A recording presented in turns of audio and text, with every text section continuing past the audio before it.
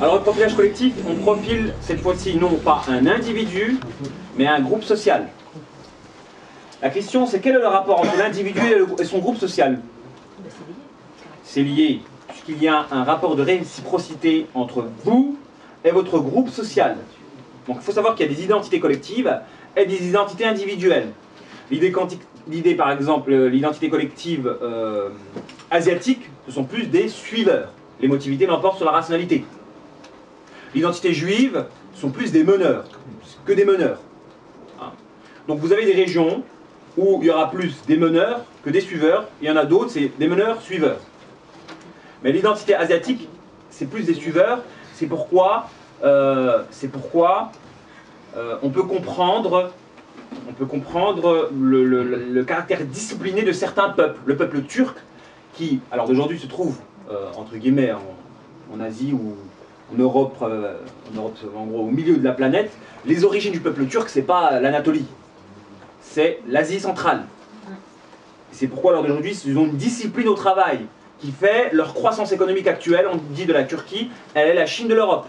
Pourquoi le peuple allemand en Europe, ils sont très disciplinés au travail, avec une rationalité aussi qui est forte, qui peuvent puiser de l'Europe, parce que c'est vrai qu'en Europe, il y a de la rationalité.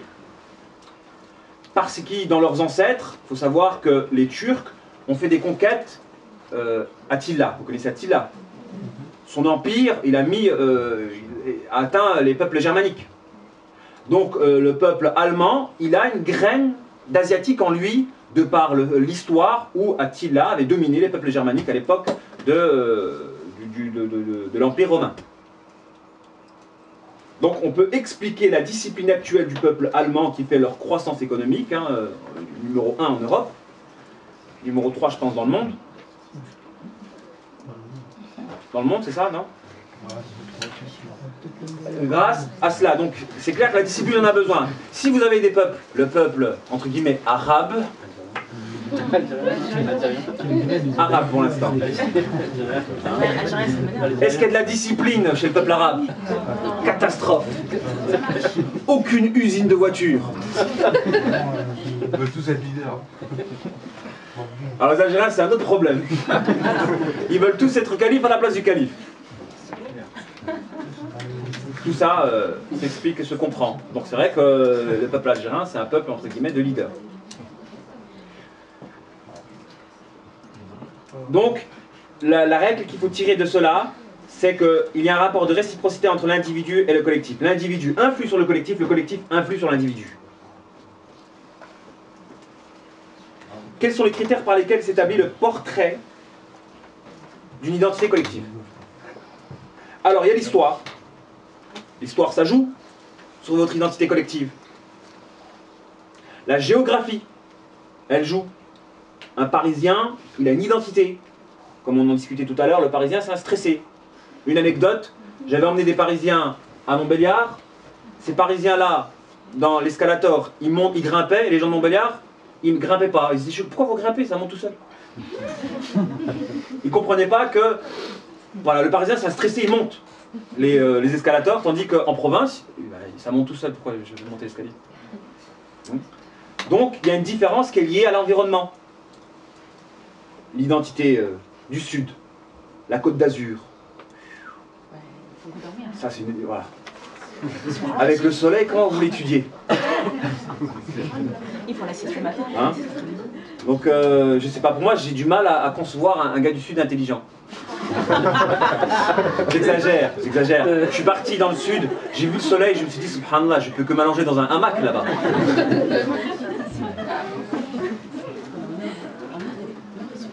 J'arrive pas à concevoir le côté intellectuel. Il y a des gens qui vont être intelligents, mais la plage qui aspire, le soleil qui frappe, c'est voilà, c'est plus dur d'être intelligent là-bas qu'ailleurs. Sans oublier le fait que l'identité du Sud, elle est pervertie par l'intention de la France et de l'Europe. Si vous avez par exemple tous les Français et tous les Européens qui finalisent en intention la Côte d'Azur pour s'amuser, la Côte d'Azur sera une terre d'amusement.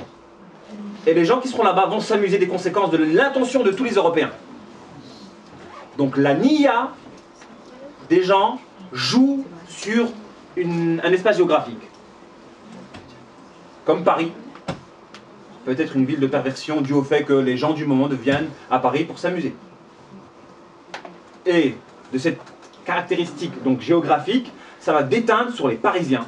Un Parisien, il sera différent de celui de la banlieue. Il y a le gouverneur, celui qui gouverne l'espace géographique dans lequel vous résidez, ça influe. J'ai habité à Paris 3 ans et j'ai senti le ténèbre de Paris, pourtant j'étais dans un quartier cool du 15e arrondissement. J'essaie de comprendre d'où ça vient. Maire de Paris.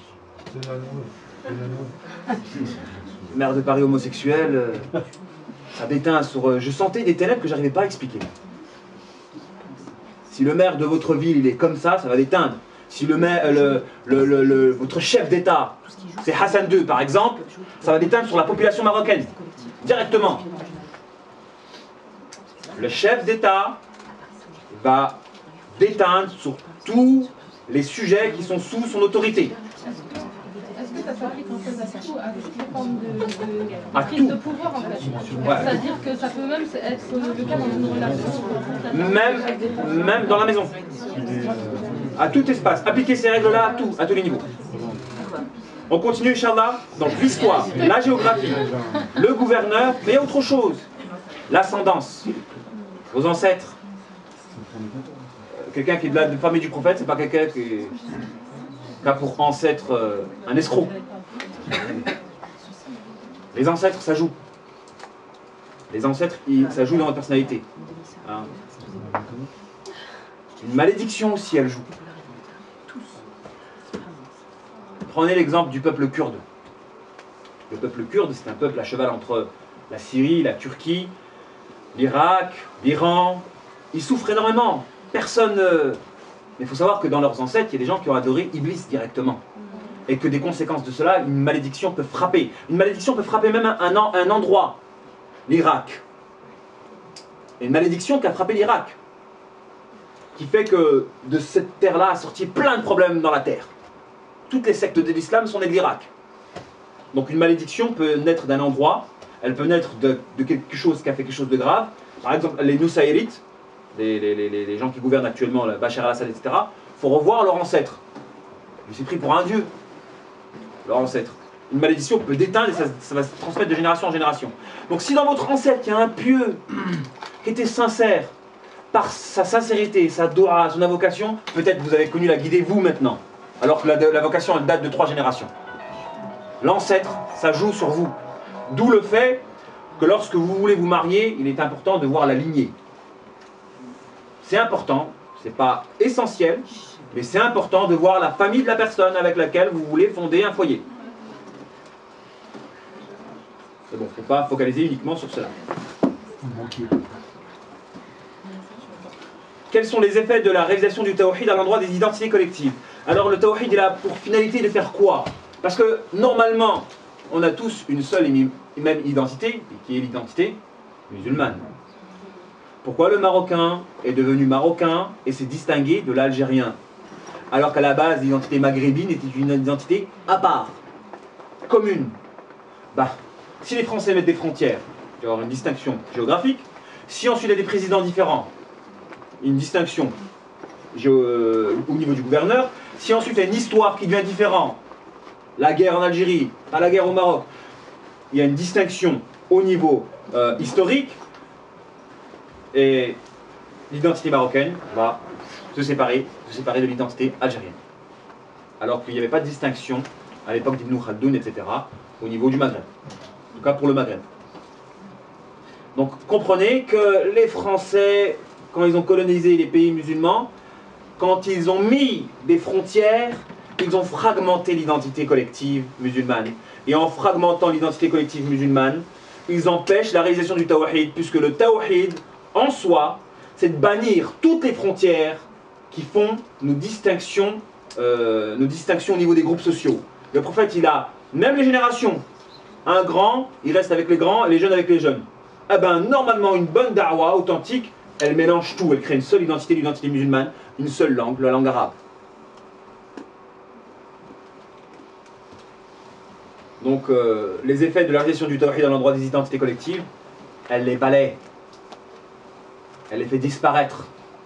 Appliquer le tawhid, c'est faire disparaître toutes les caractéristiques des identités collectives qui fragmentent l'identité musulmane, qui doit être une.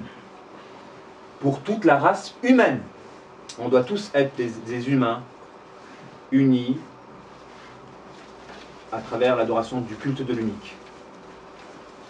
Et c'est une épreuve, ces identités-là. À la base, la langue, la distinction au niveau de la langue, c'est une épreuve que l'on doit surmonter. Allah subhanahu wa ta'ala, il a créé des différences géographiques. Il y a une montagne, les Pyrénées, ça sépare la France de l'Espagne. Ah ben, la langue française et la langue espagnole, ils vont se distinguer, vite. Surtout s'il n'y a pas conservation de la langue par un écrit, par des écrits, par l'écriture. L'italien, pareil, c'est comme la frontière géographique qui sépare, c'est les Alpes. Donc pourquoi l'italien, pourquoi le français? C'est la géographie qui fait une distinction, alors que ces peuples-là sont des peuples latins. Ce sont des séparations de l'identité naturelle, que normalement nous, en tant qu'êtres humains, on doit surmonter et faire disparaître. Allah il nous a créé avec des tribus, etc. pour qu'on s'entreconnaisse. Et le meilleur d'entre nous est le plus pieux. Donc c'est une finalité, c'est une sagesse divine que l'on soit différent dans la peau, dans la langue, etc. Mais on doit surmonter cette différence-là pour apprendre à revenir unique. C'est ça le but.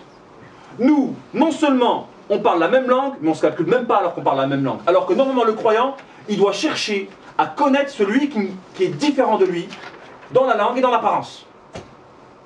Voilà la rétrogradation de l'humain en 2014. On parle la même langue, on ne cherche même pas à s'entreconnaître. Alors que normalement, on doit s'entreconnaître dans nos différences qui vont même jusqu'à la langue. Subhanallah.